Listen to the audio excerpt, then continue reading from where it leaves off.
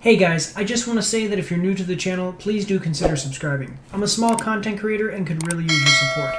I live stream 100% of the gameplay for games that I review, and I'm also always trying to keep up with the big named movies that are being released. If you would like to support the channel monetarily, you can do so through PayPal, or even better yet, you can get yourself some merch from my Teespring store. If you want to get better connected, you can do so through the social links in the description below, and please do consider joining the Discord. If you do, you can voice chat with me through my headphones while I live stream, and you won't be recorded on YouTube or Twitch. That's all I've got, guys. I hope that you really enjoy the video.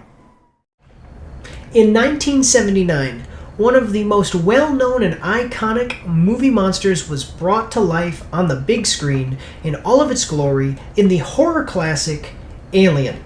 And I'm not just talking about any alien, I'm talking about the alien, the xenomorph. The sequel to the movie in 1986 showed us the true nature of the xenomorph with its hive mentality and even introduced us to the queen of the aliens. These two movies are so iconic and changed cinema so much so that today we are still asking ourselves, can we survive the hive? Hello everyone, I'm Mike, and this is Mike's After Action Reviews, and today we are doing the Rapid Action Review for Aliens Fireteam Elite.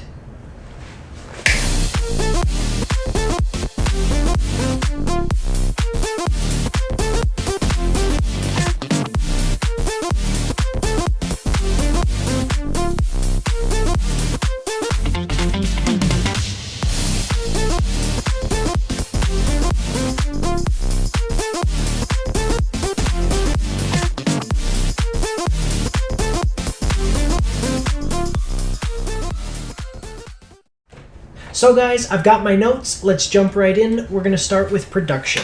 First of all, this was the developer Cold Iron Studios' very first game. It was done in collaboration with Disney's 20th Century Games. And my understanding of how this relationship worked as far as the development of the game was that 20th Century Games is also 20th Century Fox, which is the company that owns the rights to the Alien franchise, so it was really just a collaboration as far as a licensing deal happening, okay?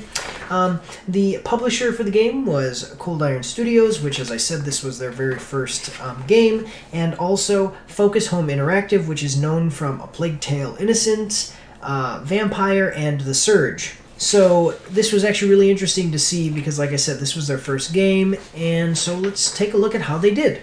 We'll start with the story. So on Steam, the non-spoiler story introduction that they have is set in the iconic Alien universe. Aliens Fireteam Elite is a cooperative third-person survival shooter that drops your fire team of hardened Marines into a desperate fight to contain the evolving xenomorph threat.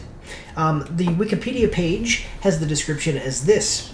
Although based on the second film, the game's story is a sequel to the Alien trilogy.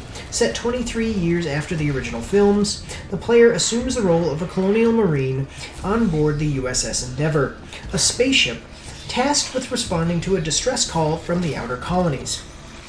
Basically, this game's story and campaign is an 8-hour, self-contained side story in the Alien universe. It doesn't hurt any of the lore from anything that we've seen in any of the movies or other games, but I also want to mention that it does have quite a few references to the movies and the other Alien games, which is just a nice little touch to see. We're going to move on into combat.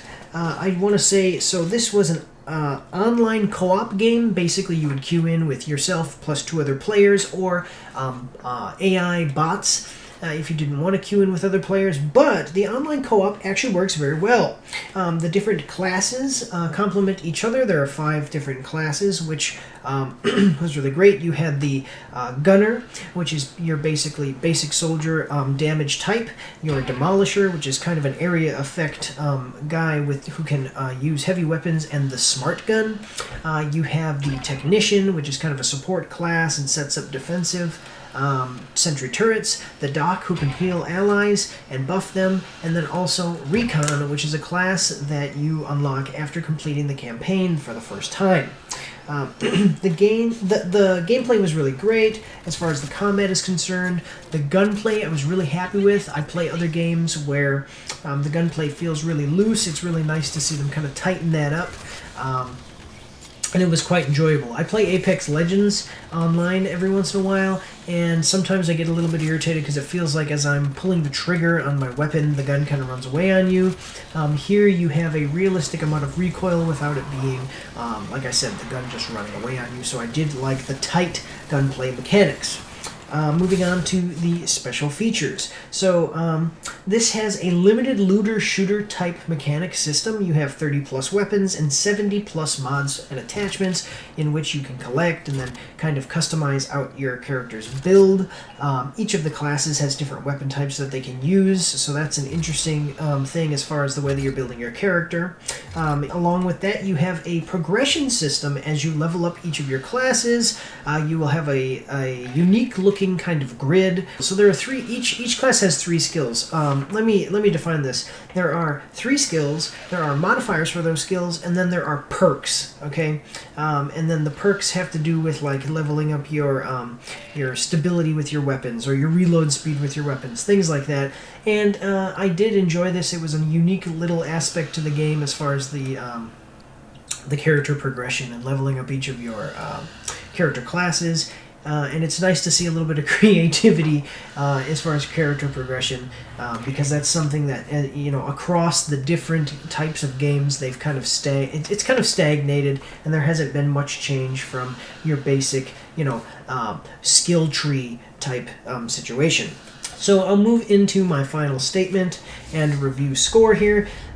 So this is a $40 game, which I think was actually a good value for what you get. Along with the $40 base game, there is a $4 and $10 DLC, which have cosmetics. And my understanding is that there is a season pass, and that allows you to get all of those DLCs plus any upcoming DLCs that they may release. It was a short game, but it had great replay value within the story missions, and also a horde mode mission that unlocked after the campaign. Although I was a little bit disappointed in the horde mode mission, because instead of it being what I thought was going to be an infinite horde mode where you just saw how long you could last, it's a horde mode in which there are 10 to 15 waves of aliens coming at you, depending on your difficulty setting at the time of when you select to play the mission. So I did like that, and as I said, the replayability was really good for the campaign missions. So even though it's basically an 8 to 9 hour story, you are going to be able to get much more playtime out of it with that looter shooter mechanic, and being able to kind of fill out your builds and get better weapons and upgrade all your stuff. So there were some quality control issues that I am going to point out. There were some frame drops, and that has to do a lot with how you have this massive horde of aliens, and the animations for the aliens were really great, and the way that they moved was done really well. And along with having that happen, you're going to have the occasional frame drop. It wasn't anything too bad, but I actually have to give them props for this, that there wasn't more issues being a smaller lesser known studio, and this is their first game. So I thought that actually was quite impressive. And those alien animations, I should have mentioned this earlier in comment, but the alien animations and movement and stuff, it just feels very good and is done very well.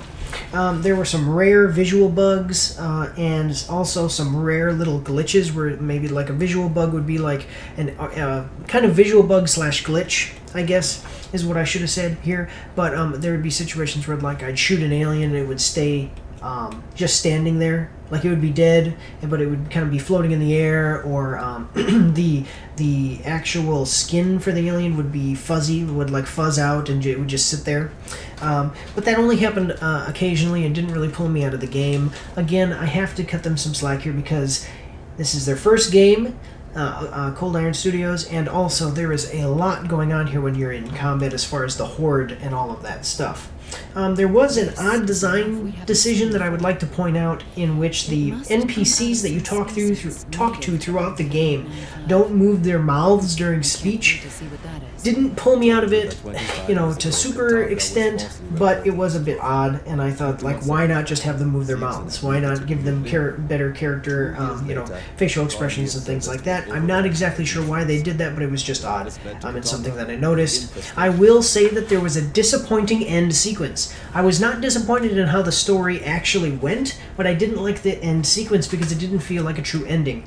Basically what happens is, you have to fight through this hive, and some things happen, and I won't get into really spoilers, but the idea is that you're going to destroy this hive, and it never actually shows like an end cutscene or anything like that actually shows you destroying the hive, such as a big explosion or something like that, like we've seen in the movie or in other games. And I was just a little bit disappointed in that. Again, not anything super huge, because this game is mostly about gameplay. The gameplay is done very well. So while I was disappointed, it wasn't something that destroyed the game's quality in my eyes. Overall, I want to say that this is a back to basics fun game. It's kind of the same idea as Left 4 Dead style games, and we have Back 4 Blood coming out now, so a lot of people are comparing it to like Left 4 Dead, Back 4 Blood, and also World War Z. But it's not too derivative and is unique enough that you don't really feel like, hey, I'm basically playing a reskin of another game. It is repetitive, but this is okay because the game was designed in such a way that it's supposed to be replayed, and the gameplay mechanics are just super fun. Basically, the sequence for playing the game is going to be load in, have an objective, fight your way through hordes of aliens and waves of enemies coming at you as you defend certain points at certain times throughout the game, and then move on through the mission. You can do that over and over again because it's really just about fighting those aliens, and so it didn't really pull you out of it, and it actually felt pretty good to do. Because of all of this, I'm going to say that this game was above average. I think that it kind of snuck in here, and not a whole lot of people were anticipating this game or anything like that, and I think some people were kind of anxious about it because of how Colonial Marine went, but I would say that this is miles and miles ahead, light years ahead of Colonial Marines, and definitely worth checking out if you are into shooters and if you like horde mechanics as far as enemies rushing, weaker enemies rushing at you and you're just mowing them down with a big machine gun or rifle or whatever. So that's my review, guys. Thank you so much for watching.